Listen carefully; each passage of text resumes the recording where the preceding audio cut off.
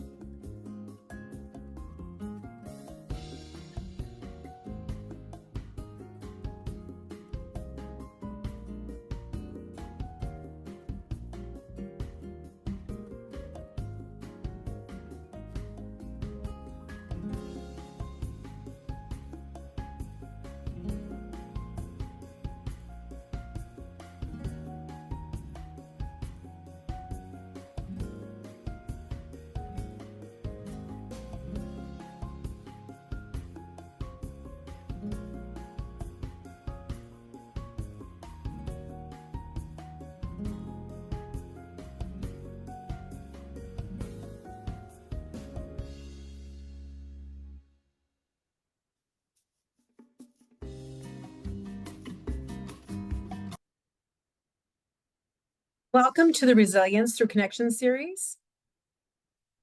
This ECHO series is sponsored by the North Dakota State Suicide Prevention Program and funded by the North Dakota Department of Health and Human Services, Behavioral Health Division. The Resilience Through Connection ECHO aims to provide a deep exploration of various factors that impact social connection and predictors of loneliness. Sessions will be tailored through strategies of increasing life skills, resilience, and fostering a sense of connection for people with disabilities and individuals with poor mental health. These include enhancing knowledge of protective factors against suicide, emphasizing on the importance of social connectedness, and raising awareness of North Dakota resources and activities that promote a sense of belonging. The individual privacy is most important to us, and when sharing information, please avoid using real names or initials. Please do not identify any individual family members, friends, coworkers, or email addresses. Your attention to confidentiality helps create a safe and respectful environment for everyone. You can earn professional development credits in social work, nursing, and peer support for your participation in the Resilience Through Connection sessions. To receive credit for your attendance today, please fill out the evaluation that will be posted to the chat after the session. You can also submit a feedback in the iEcho by going to the Schedule tab and clicking Submit on the feedback button. Your feedback is important to us, so thank you in advance for taking time to complete the evaluation. Today's speakers will be Krista and Kyle on the impact of ableism in loneliness.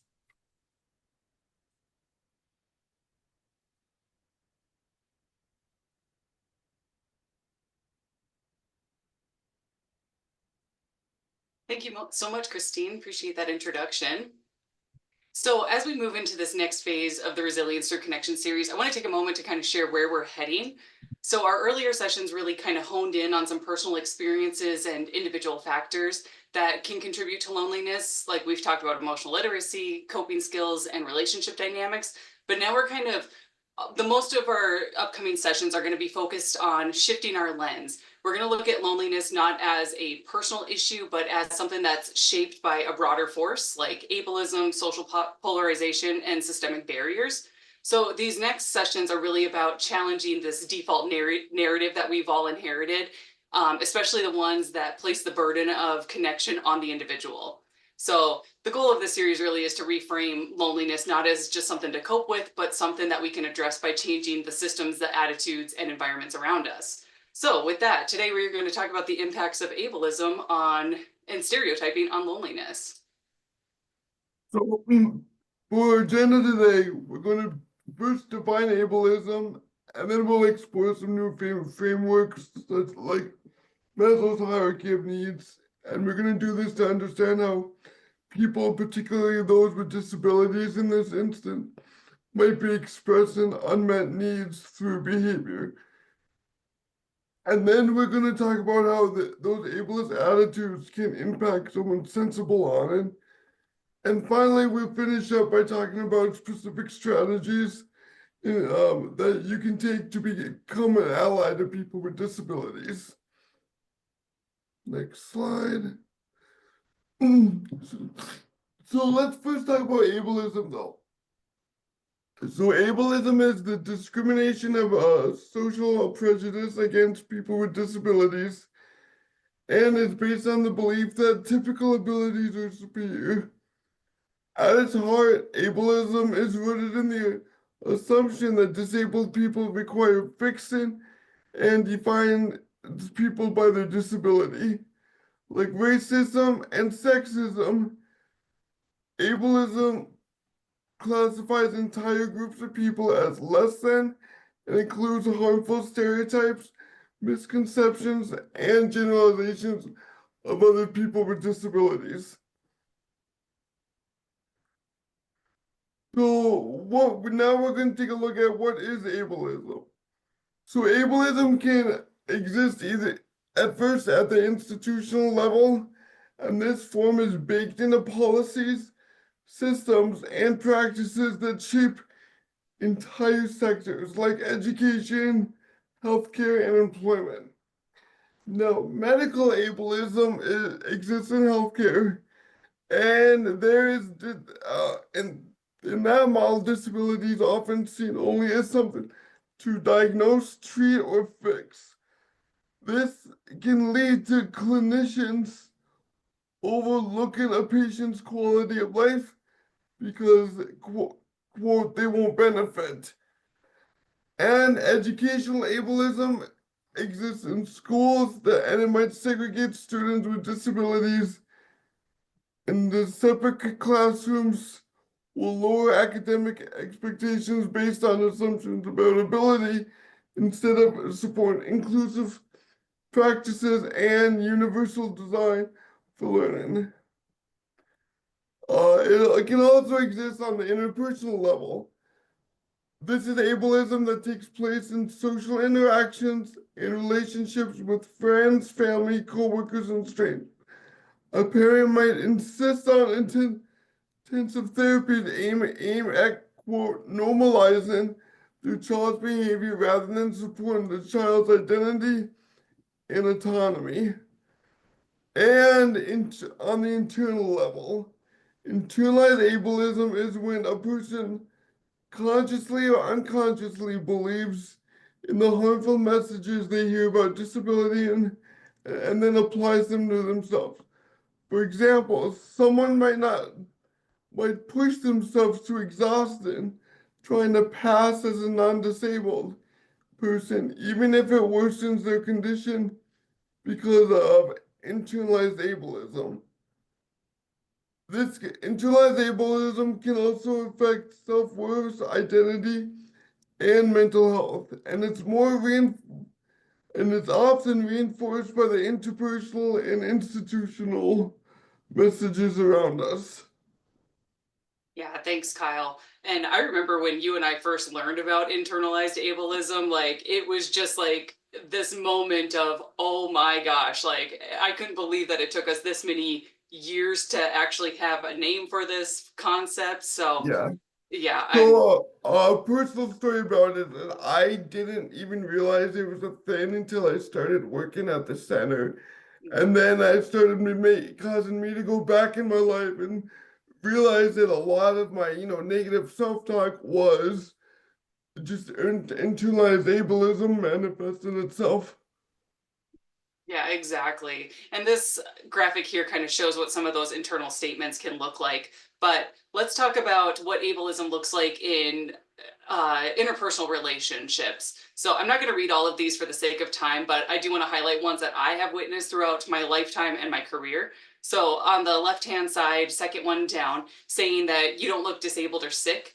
And this really stems from a bias and assumption that someone has to have a visible disability to actually be disabled.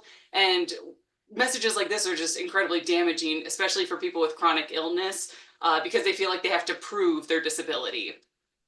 Another one that I've seen many times is saying that somebody with a disability is inspirational for doing typical things like having a career. And really, this is stemming from the low expectations of people with disabilities that we kind of just, like I said, it's part of those assumptions that we have. And if you haven't seen it, I really recommend watching Stella Young's TED Talk, where she coins the phrase inspiration porn. Inspiration porn is the objectification of disabled people as inspirations to non-disabled people based on their life circumstance. So for a hot minute there, we were seeing images like this being circulated on social media, and the sole purpose was, okay, me as an able-bodied person can get over whatever I'm dealing with, because if this little girl can get over her disability, I can get over my stuff instead. And this is just really damaging for people because they internalize this as something that it's not okay to have that disability. So I did include a link to her TED Talk in the additional resources if you haven't had a chance to check that one out. Finally, I want to highlight the blue one on the right. No, I'm sorry, the pink one on the right-hand section there, making comments like, it must be nice to stay at home or not work full-time. These comments really dismiss some of the systemic discrimination that people face when they're trying to find employment. I remember I was listening to Lydia XZ Brown present at a conference, and they mentioned how it was just truly wild watching when the pandemic first hit and everybody was getting work from home accommodations like almost instantly, it seemed like. And Lydia mentioned that these types of accommodations have been requested by people with disabilities for years, and they were always told that it was above a reasonable accommodation. But the second that able-bodied people needed them, it was a no-brainer, and it was done almost overnight, which I just remember finding that to be very enlightening, that yes, absolutely. So now that we have an understanding of what ableism is, let's talk about where it stems from. So how people think about disability affects how they feel about it. These viewpoints can basically be categorized into three overarching models of disability. The moral, the medical, and the social. In the moral model, disability is seen as having a meaning about the person's family's character, deeds, or thoughts, or karma. From this perspective, disability can carry stigma, shame, and blame, particularly if the disability is seen as a mark of wrongdoing. While this model does seem archaic, it is in fact the most prevalent worldwide, and we often see it in our media, where disability is portrayed as evil. You see this often in horror movies where the villains have some sort of disfigurement, but we also see it in children's movies. For example, Captain Hook and Scar are literally named after their disabilities.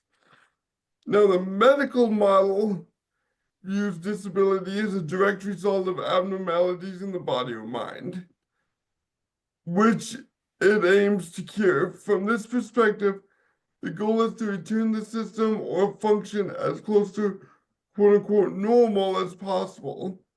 The medical model also suggests that professionals with specialized training are the quote-unquote experts in disability. People with disabilities are expected to follow the advice of these quote-unquote experts and shouldn't question their judgment, even if the treatment is not in the best interest of the person. The last model we're going to talk about is the social model, and this model asserts that society is a primary cause of disability, and the problem lies in society, not the individual. It also acknowledges that people are disabled by their social environments, such as inaccessibility, discrimination, and oppression. Thanks, Kyle. So I want to have a discussion about how ableism impacts loneliness from your perspective. And I already see some really great comments in the chat, so I'm really excited to address these. But before we dive into that quick little discussion, let's talk about some specific definitions to reflect on and how we've seen this in our work or even experienced this in your personal life. So it's important to highlight that people can experience a lack of connection in different ways.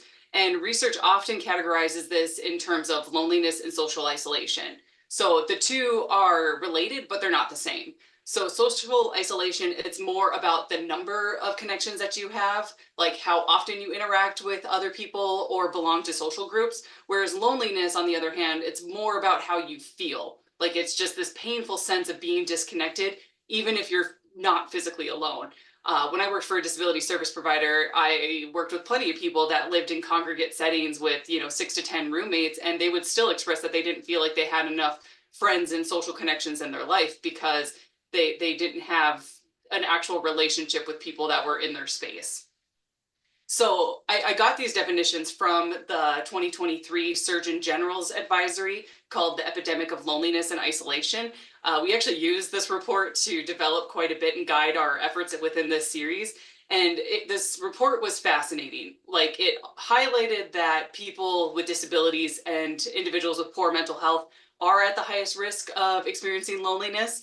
But it also highlighted how loneliness can significantly impact our individual health and our longevity. I believe that they found that loneliness can increase the risk for premature death by 26 to 29%, which is basically equivalent to smoking 15 cigarettes a day. The report also found that loneliness increases people's risk of heart disease, stroke, anxiety, depression, and dementia. So let's take a moment to reflect. How have you seen ableism impact loneliness, whether this is through your work, if you work in the human service field, or maybe you've seen it in your personal life through friends, family, etc. And feel free to put your comments in the chat. I do want to highlight something that people have already put in there. Chris shared that he's heard throughout his life that he doesn't look autistic or disabled, and always thought to himself, oh shoot, let me do autism for you. So I've heard this one quite a bit. We also have somebody sharing. Oh, did somebody unmute? Yeah, no, I was just gonna comment that I've always felt lucky that my disability was so obvious, so that there's no question that I need accommodations. Right.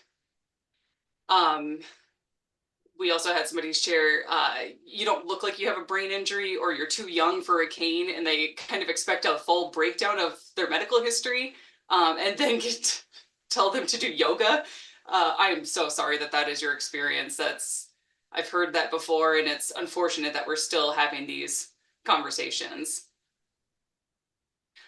Lauren shared that inaccessibility is huge. Nobody thinks about how to make things accessible to everyone. People often offer typical solutions and then say that they don't know how to respond when you say, I literally can't do that, which makes you feel even lonelier. Absolutely. Accessibility needs to be considered in the initial design, because it seems like we're always retrofitting with accessibility in mind. Even the iEcho platform, I just had this conversation with our Super Hub group.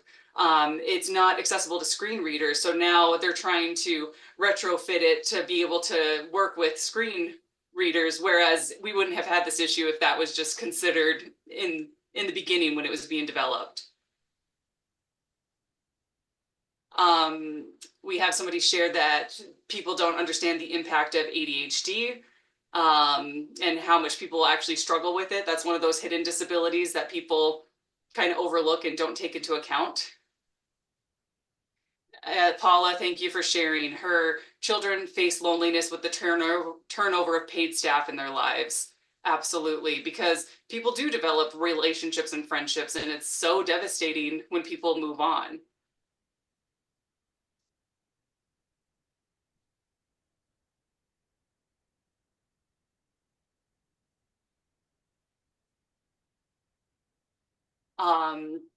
Michelle shared the internalized ableism is so real with major depression.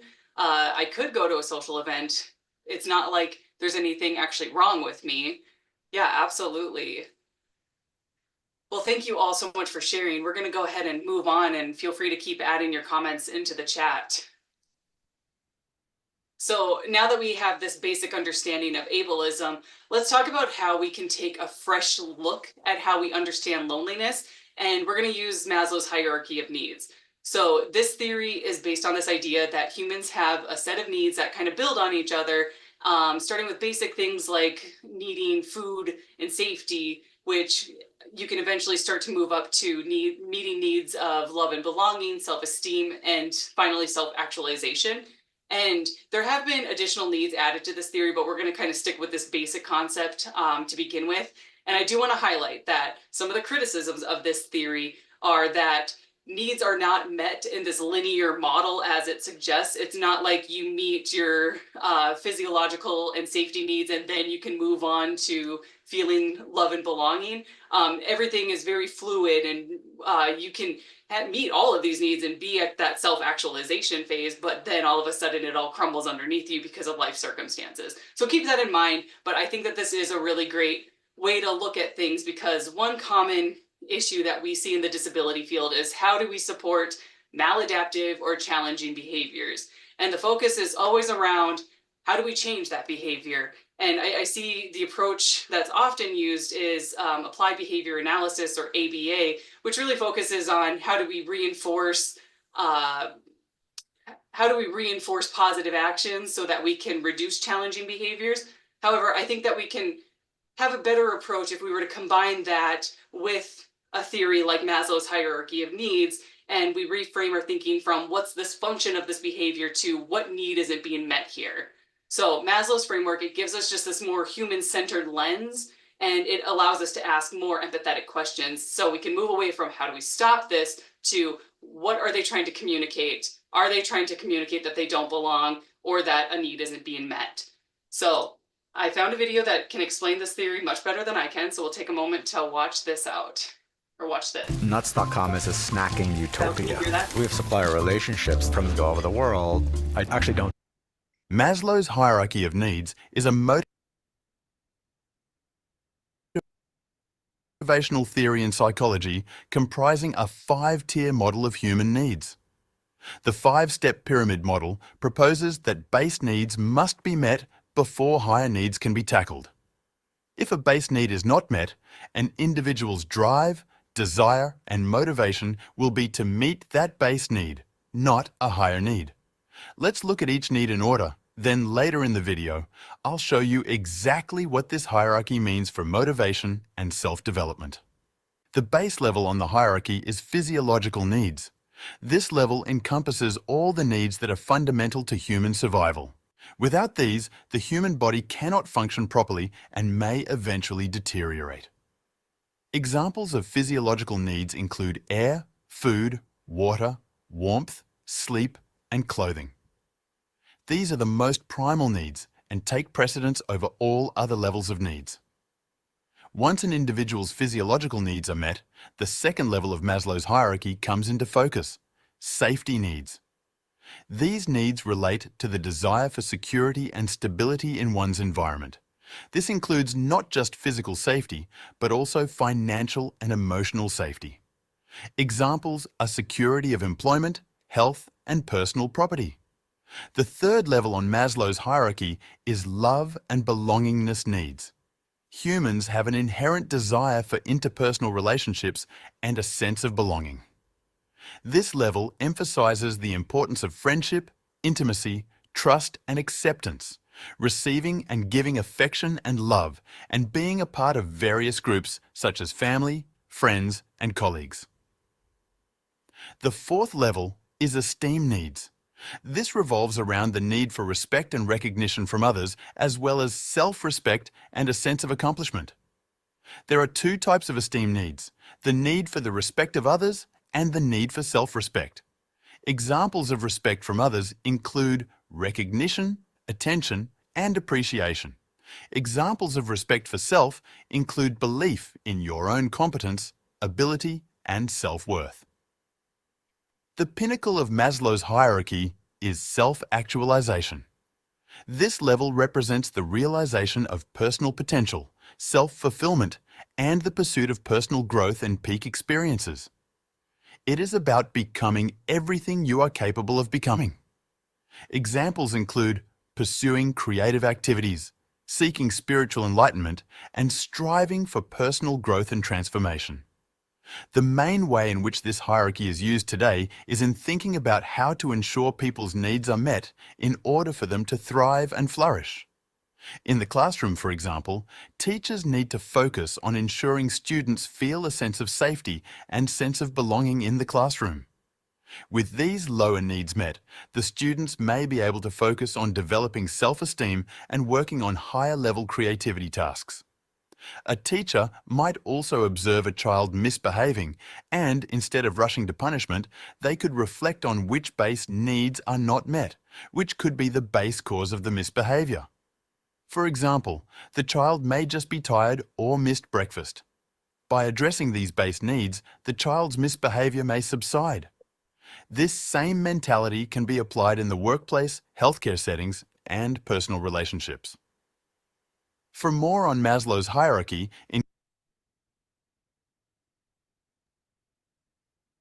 So let's talk about how we can use this lens in our work. So when basic needs like food, rest, or comfort aren't met, people might shut down, act out, or withdraw. And this is often misinterpreted as challenging behavior or defiance. But in reality, they might just be trying to communicate an unmet basic need. So this is especially true for people that may not use verbal communication. Similarly, if someone doesn't feel like they're physically or emotionally safe, they might be resistant to change. They may avoid others or cling to routines. And this also, once again, gets misread as either being difficult or antisocial. But really, this could be stemming from either signs of loneliness, fear, or past trauma. I really like Lauren's comment. Air is so undervalued as a basic need. Clean air and fresh air affect our ability to function so much. Absolutely. Actually, I just did some clinical observations for my LEND program, and one of the doctors was so excited about this health equity summit that they had went to, where they talked about how we were so focused on social determinants of health that we are not talking about environmental impacts on health. So North Dakota, we've been dealing with smoke from wildfires from Canada, probably the past 4 summers, I'd say, right, Kyle? Yeah.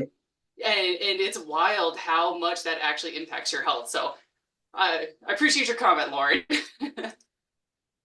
So here's some questions that we could be asking if we aren't quite sure if someone's safety needs are being met. So some things that we could be asking people about their physical safety. Have there been times where you have felt unsafe or scared? And some things that we should be looking out for is watch out for signs of injury. Maybe they have more guarded body language, and maybe reluctance to be in certain spaces. We could be asking people about their emotional safety, asking them if there's any relationships that make you feel anxious, hurt, or controlled. And I know that we have tons of resources around this from previous sessions that you can check out. But the main thing that we should be looking for with the people that we're working with or family, friends, are they starting to emotionally withdraw? Are we seeing sudden mood changes? Or are they like really hypervigilant, constantly like looking around and seeming like they're on edge all the time? Another one that I really like is order and stability. As Paula mentioned, there's so much turnover in this field. And so we can ask people, do you feel like your day-to-day is predictable? If it's not, maybe we could provide some visual schedules, having regular check-ins with them and communicate when staff changes are going to happen. I know that best practice always suggests that including people in the interview process. So if you are hiring new staff to join the program and maybe working with certain people, are they involved in that interview process? And I know that there's definitely logistical and time constraints that get into the way, but it could probably help somebody if they might be struggling and we're seeing a lot of behavior changes. And finally, a support system. Who do you talk to when you're having a bad day? Because having that solid support system is part of those safety needs, and maybe use some of those circle maps of support that we've talked about in our grief session. So we're going to talk about love and belonging needs. We know that people want to feel accepted and connected and valued in their relationships. So when these social needs go unmet, we might see people experiencing loneliness and emotional distress that can show up as challenging behavior. And so some way that these unmet needs might present themselves could be the person is starting to withdraw a little bit more. They might be isolated a little bit more. It's kind of that funny paradoxical piece of loneliness. When you feel lonely, you tend to retreat and isolate yourself even more. I'm not exactly sure why, but I know I've even done that before when I've experienced loneliness. So watch out. If you see somebody is starting to not leave their house as much or their room as much, maybe they're avoiding interacting with staff or peers, maybe ask them, how are you feeling? And see if they're talking about feeling like they're unwanted or misunderstood, because this could be reflecting history of rejection or just feeling like they don't belong to certain groups. We may see some people exhibit clingy or boundary pushing behavior. So somebody who lacks strong relationships might seek constant reassurance or attention from staff. They might try to test boundaries or act out a little bit emotionally. And I've seen this labeled as manipulative so many times, and people have never really taken a step back to ask, why is this person feeling that they can meet the need this way, and what else can we be doing to help them? Some people might show their love and belonging needs aren't being met through distrust or hostility, especially if that person has faced stigma or exclusion in the past. They're probably going to be a lot slower to trust staff or neighbors. And once again, it gets labeled as defiance, but really it's rooted in previous hurt from their experiences. Finally, seeking connection in unsafe ways. Also, I've seen this quite a bit. If there's not meaningful social opportunities, people are going to try to form unhealthy attachments, whether it be with people who take advantage of them or through risky behavior that garners the attention that gives them a sense of identity. And I remember I was listening to a podcast from, I think it was Therapists Off the Clock, and they were talking about how there's so many women that they were seeing that were in very abusive relationships, like not only emotionally but physically abusive relationships, and they couldn't understand why this person was putting themselves in that environment when, you know, they had to clear out. But their fear of being alone was stronger than the predictability of the unstable relationship that they were in. So just some things to keep in mind. Some strategies for supporting behaviors that might be rooted in love and belonging needs. It's really great if we can be consistent, kind, and predictable with the people that we're working with. A big one is don't assume that if the person's acting out, they're being disrespectful. I know that this is easier said than done, so I like to take approaches with these situations with generous intent. And generous intent means that you're choosing to assume the best about a person's motives. So even if their behavior is confusing, frustrating, or hurtful, maybe they weren't necessarily going out of their way to offend or hurt you, but maybe this is coming from another place that they have unmet needs that are happening. So the whole point of generous intent is not to avoid accountability, but it's rather to just start at a place of empathy, curiosity, and openness so that you're not being blaming or defensive. Do you want to add on to that, Kyle? Even though I just added the slide. I think you're muted. Said it, going in with every interaction, like assuming that the person isn't trying to be this destructive behavior, trying to have this destructive behaviors, and they're just assume that they're just acting out because they're having another need that's unmet. Yeah, exactly. And you know, it's funny. I've actually noticed that it's easier for me to use this with the people that I work with versus like colleagues, friends, family. So I really think that this is a great tool for building resilience. So instead of ruminating and like constantly thinking about like what's all going wrong in this relationship, it almost helps you be a little bit more protective of, okay, this crossed a line and maybe I can set better boundaries or just approach this and so that I'm not sucking all my time and energy into what was, you know, an offensive, I don't know, conversation or interaction. So I did include a link to Brene Brown's Braving Anatomy of Trust. I believe that this link is a podcast that she did where she explains the anatomy of trust, and I just absolutely love it and highly recommend that you check it out. So let's tie all of this together. So we're going to talk about some strategies to help become less ableist and approach our work with that more human-centered lens. So I think that it would be great if we reframed how we approach our work from support professionals to allyship. So as we mentioned, loneliness is not about being alone. It's usually because somebody is misunderstood, they're excluded, or they're expected to fit in rather than belong. And ableism absolutely reinforces these feelings, which is why allyship is so important. So let's talk about some strategies that can help you practice allyship in ways that disrupts ableism and creates connection. So starting with educating yourself. Learning is really the first step. So immerse yourself in the history of the disability rights movement. Look into the eugenics movement. I actually just learned about the eugenics movement in the LEN program that Kyle and I are in and Christopher are in. And I was kind of blown away at how much of that is still prevalent in the way that we approach things now. And also taking or learning about intersectionality. It is so important to respect the whole person. So you can do this by listening to podcasts, following disabled creators, and really just taking a step back and asking yourself whose stories are missing from your world that could help you gain a better perspective. Finally, or also you can resist assuming what other people need. One of my favorite leadership books that I talk about all the time is The Coaching Habit. And the main takeaway of The Coaching Habit is your advice isn't as good as you think it is. Like, it is so much better to not try to step in and fix something or speak up on somebody's behalf, rather approach it with curiosity and maybe even ask that person, what does support look like to you? I see somebody shared the Disability Project. Definitely check out that link. There is some amazing content on that website. Also, we could be practicing the art of listening. So true listening is without judgment, it's without defensiveness or problem solving. It's actually this like really radical act of connection. And it's because it helps people feel seen and heard even through their discomfort or pain. And it really kind of helps chip away at that isolation that ableism often causes.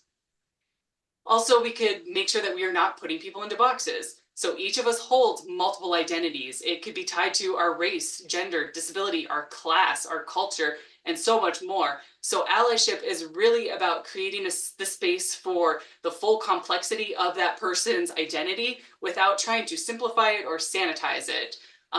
We often see people trying to sanitize things, like if Kyle were to talk about an issue that he may have experienced that stems from ableism, it's an uncomfortable conversation, but we need to be talking about this so that there is also true empathy and belonging in these conversations. And finally, recognize that privilege is power. And I know that people get a little bit upset over that word. So I want to highlight that privilege does not mean that you haven't worked hard to get where you're at. It doesn't mean that you've never faced hardships in your own life. So every single one of us has a form of privilege. Privilege could be being able-bodied. It could be being college educated or just neurotypical. So some people's privileges really add up to be a lot greater than other people's. And allyship is about using those privileges that we have to advocate for people that may not have those same advantages. Well, for example, Christy, yeah, I have a disability, but I am fully aware of the privilege that I have being a straight white guy in North Dakota. Mm-hmm. Yeah, exactly. So the bottom line here, being an ally, it's not about being perfect. We just need to show up, stay curious, and create these environments where people don't feel like they're being left out. So do we have any questions from the audience?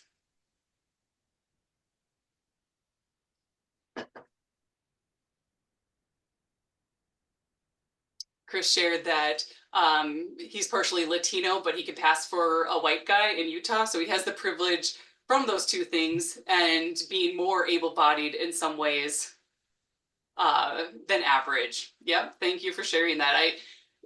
It's so funny. I've seen people get very hung up on privilege. And so it takes a lot to kind of self-reflect and realize that it's not a criticism. It's not at all. Lauren, I love that quote about privilege you shared. I'm gonna have to remember that for Easter dinner in a few weeks. I guess I can kick things off with a question. I guess let's say I'm teaching about the dangers of ableism, and let's say I'm trying to get people who are neurotypical to not act ableist. What's the difference between discouraging ableism and just, for example, because this is a question that's going to come up, encouraging disabled youth to be the best that they can be, because sometimes that gets a little murky, you know? Yeah, I would say if you're teaching professionals and it's the first time that they've learned about ableism, really approach it with kindness. Like, we don't want to put blame on it because, like I said, this is something that we've inherited. Like, I have been guilty of saying some of these ableist things early on in my career. Um, so it's like we just have to be able to give ourselves a little bit of grace. Like, it's okay.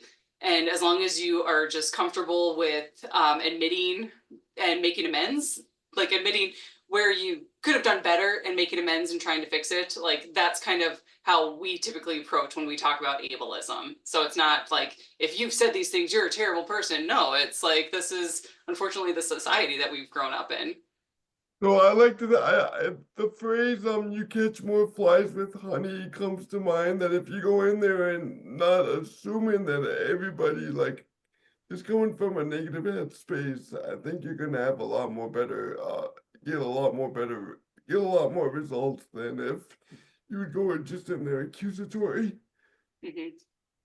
And if you're teaching students, like in a classroom, taking that affirmative approach. So I've seen some really great trends, or not trends, but practices on being affirmative with how we present this to people.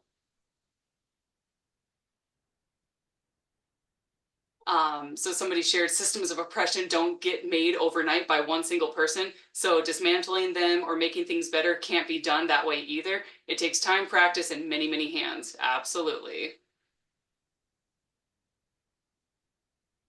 Absolutely. I appreciate those words of encouragement. I'm not a patient person, so I have to remind myself that quite often because I want overnight results and it just simply doesn't happen that way. Um, I always have to tell myself that all this advocacy work isn't for me, it's for the people 20 years or 30 years after me. Hmm.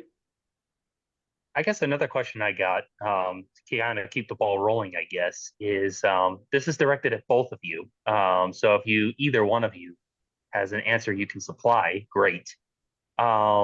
In your efforts to counter ableism and foster a more compassionate environment, have you ever encountered people that you could just simply say, "Oh yeah, I've tried everything and they're a lost cause"? And if so, what did you do with that? Because there are some people who will die on the hill that they're not going to change and be more astute and aware of what they say or do around demographics they don't like, you know? Sally, I think if you truly think they're a lost cause, then I think it's just exercising boundaries. Sadly.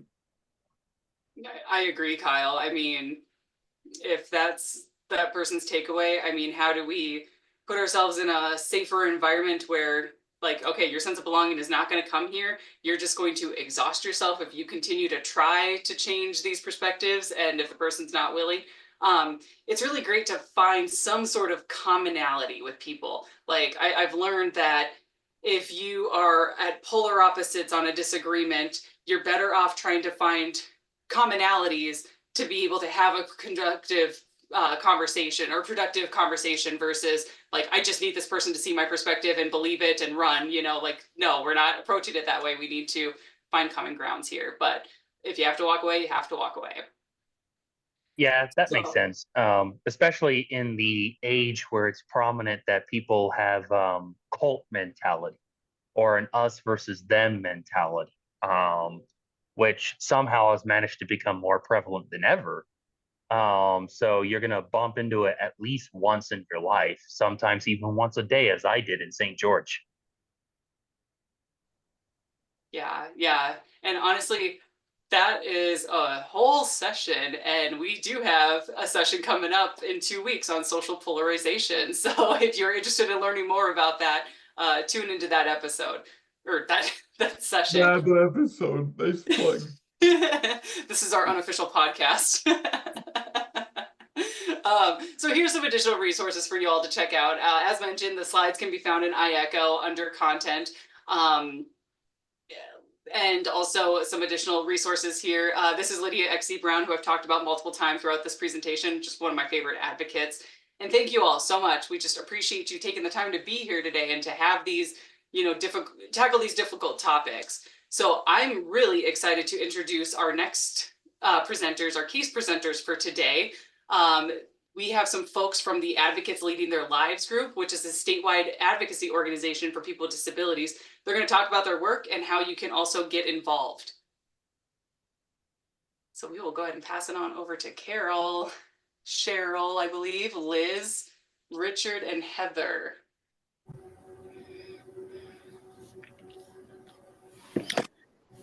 Hi, everyone. I am the Vice President of the Advocates Leading Their Life.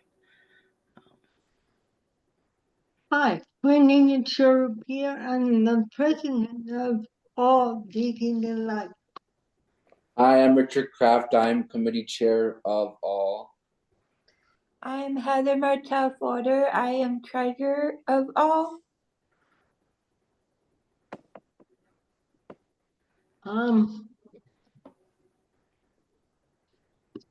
Always we are the whole the whole North Dakota. Each town we have small groups that underneath all. We have quarterly meeting that we come together, we learn. Carol, you want to go on, please? Carol?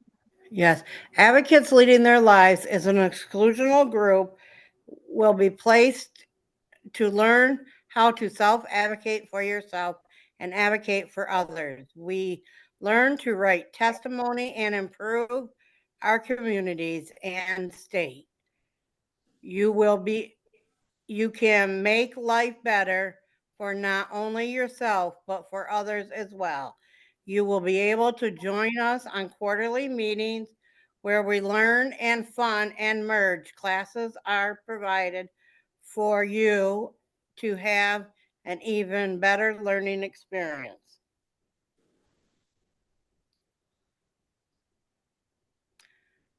Places you can get involved. We have our quarterly meetings, which our next one would be in June.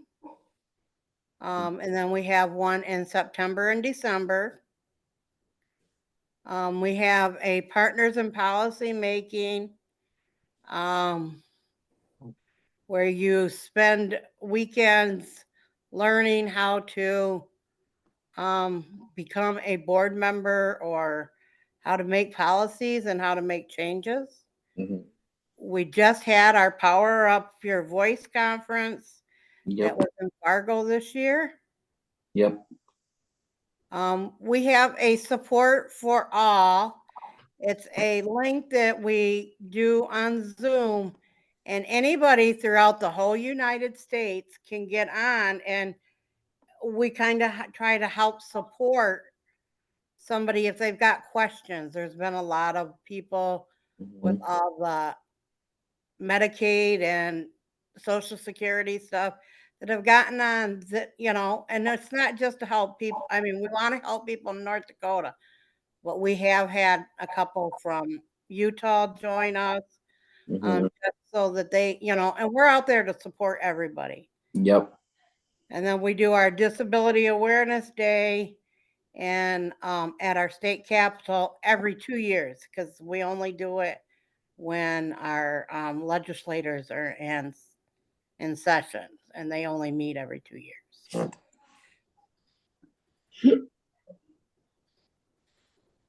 Richard, do you want to do this one? Sure. The monthly this is like, these are all of our pictures of what we've been up to, like what we've been doing. Like, we've done the all meeting, we've done the monthly meeting in business, we've done a trip to Forger Falls, we've done a monthly meeting business, we've done lots of meetings. We go to the Capitol every once in a while.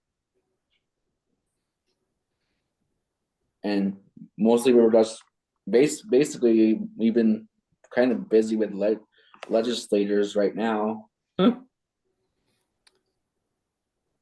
This just shows that on our Disability Awareness Day, you can get on TV.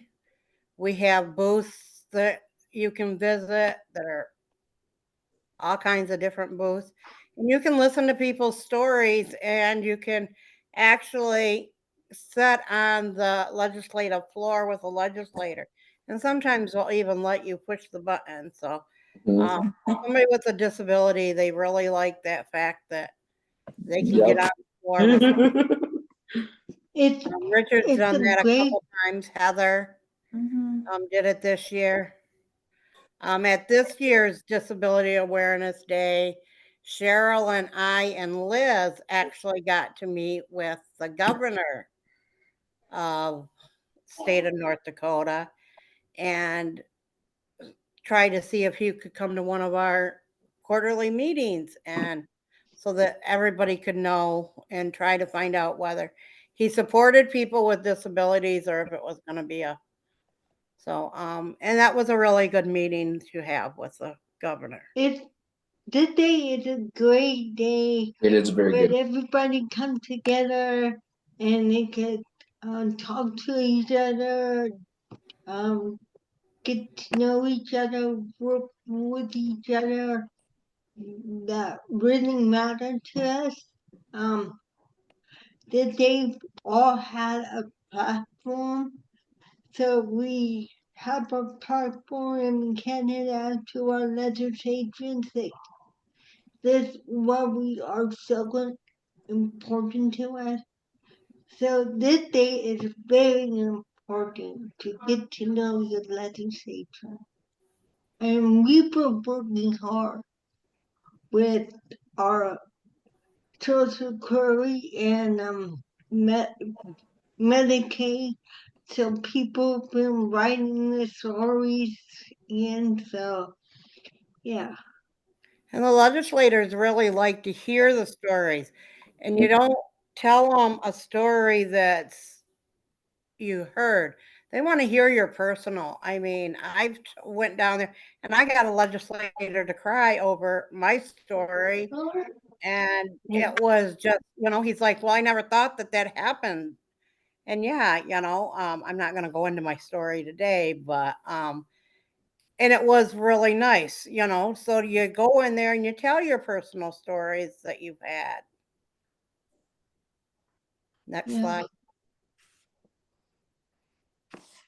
And then policy making is like a weekend where a person with a disability, a family member, a mom and dad, they could take these classes together, and you learn how to navigate in the school. In school, you learn how to be on the board, working with each other, and learn the legislation. And that's where you start your journey in partners.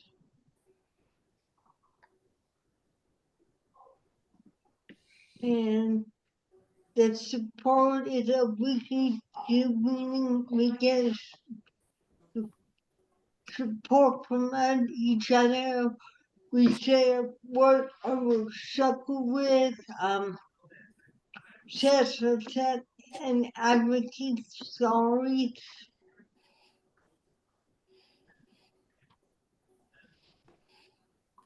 Each of our power up conferences, where they're gonna be in the future.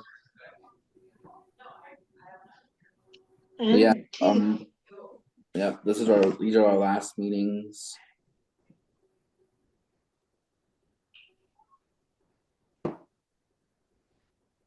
And the community group. You can go to the next slide. This is just some of the areas that we meet. This is Fargo Friends Moving Forward. And they meet at 1 o'clock. And they were doing a board training that day. This is Together We Stand, and we're from Jamestown. We have a very active board and group. We are active in the community. Meetings are monthly, last Wednesday. The board meeting is at 4:30, and then the regular meeting starts at 5 to 7, and it's at the Legacy Center. Hands for Change. We're just a new one, just getting started. We are going to be electing boards. We're going to meet up there at Minot State, and we're looking really forward to getting Hands for Change going. Again, we had a big group going, then COVID hit and we kind of fell apart. And so a few of us decided to get it back together.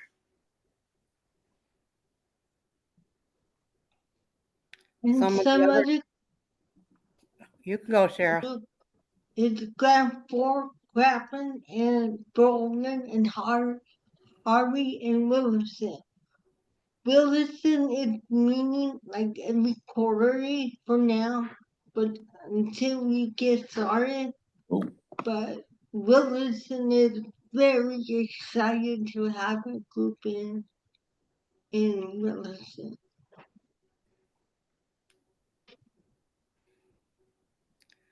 Advocates are working on more advocacy groups. We're trying to get them in all the areas throughout North Dakota. We're working on getting them into the reservations if we can, because we want to train. We want everybody to have a voice. We work on planning conferences, education through our partners in policy, and training through quarterly meetings, and then our weekly support group. It's the great place is to be great people from all over the state, and also to make change for ourselves and for all of us. And I see that we are coming close on time, so I want to get us to this slide where people have a contact that they can reach out to if they're wanting to get involved. Do we have any questions for the all group? I will say my involvement with all has completely changed how I approach my work. I've got to meet these fine folks that are on this call today, so it's just like so excited to see you all, and I'm just excited to see the progress too. I remember when I first joined, I think the only advocacy group was really Jamestown, so it's amazing to see how many towns that this has grown into. So. And we got a lot of great advocacy. You know, Jamestown really taking on because they do the awareness of every March in Jamestown. So you know we got awareness out there. So thank you, Jamestown. You're welcome. Thank you, Cheryl. Yeah. So. Well, thank you all so much. If you have any questions, we do have this slide uploaded to iEcho, so you can take a look at it later. Please take a moment to fill out our evaluation. It looks like the survey link might not be working, so we'll post that again. Lauren says, what a great example for advocacy and leadership all over the country. So happy to learn about the alt group. I would say North Dakota has one of the best self-advocacy networks. Yeah. I mean, I'm biased, but we all work hard for it all. So yeah. And you've been doing it a long time, because wasn't this established in 2017? Yeah. Long and that, like it started planning in 2014 and 15, where everybody When got we first all started that was getting the together, planning time. So it's been around for a long, long time. Yep. We're not going anywhere. Nope. We are not. Well, thank you all so much. Appreciate you being here. Yeah, so we will not see you all next week. Well, okay. We're not quite sure. We are kind of scrambling because our presenter for next week did drop out. So we are trying to find somebody. We will keep everybody posted through email about next week's session. So thank you all so much once again for being here. Please take a moment to fill out the survey. And thank you again, all the folks from all for presenting our case presentation. You're welcome. We'll give everybody a moment to access that link and then we'll close out the window.